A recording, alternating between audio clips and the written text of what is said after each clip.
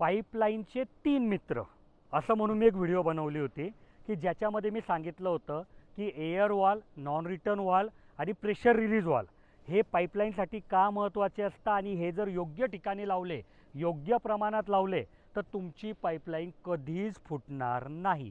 तुम्ही ती व्हिडिओ बघितली नसेल तर बघून घ्या. तर त्याच व्हिडिओच्या कमेंटमध्ये भारत नावाच्या एका शेतकरी दादाने हा प्रश्न विचारला आहे की किती पाईपानंतर आम्ही नॉन रिटर्न वॉल लावला पाहिजे. तर बघा, मी या व्हिडिओमध्ये डिटेलमध्ये सांगतो की मोटरनंतर एक नॉन रिटर्न वॉल जरुरी लावावा. जर तुम्ही ठिबक वगैरे करत असाल, ठिबकच्या माध्यमातून खतं देणार असाल तर मात्र बिलकुल नक्की लावा. कारण ते पाणी जर चुकून तुमच्या विहिरीत गेलं, बोरिंगमध्ये गेलं खतायुक्त, तर ते कायमचं विषारी होईल. तर मोटरनंतर एक नॉन रिटर्न वॉल लावा, म्हणजे हा एक सर्व विषय मिटतो. दुसरं की तुमची पाईपलाईन लांबीला असेल तर साधारणपणे 1000 फुटानंतर एक नॉन रिटर्न आला पाहिजे.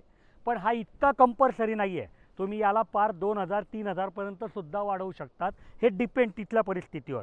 पण समजा तुमची पाईपलाईन चढला जाते ना, तर खाली, कारण पाणी पुढे तर निघून जाईल पण त्याचं वजन खालच्या पाईपवर येत राहील. तर जिथे चढ आहे ना तिथे खाली एक नॉन रिटर्न वॉल लावणं कंपल्सरी आहे. नाहीतर तिथे पाईपलाईन फुटायची शक्यता निर्माण होईल. तर हे 2 ठिकाणी कंपल्सरी आहे.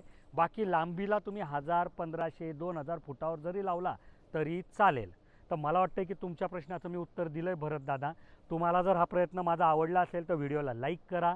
तुमच्याही मनात असा काही प्रश्न असेल तर कमेंटमध्ये विचारा. आणि नॉन रिटर्न वॉलबद्दल अजून काही प्रश्न असेल, इंजिनियरसोबत बोलायचं आहे, तर इथे नंबर दिला आहे, त्यांना तुम्ही कॉल करू शकतात.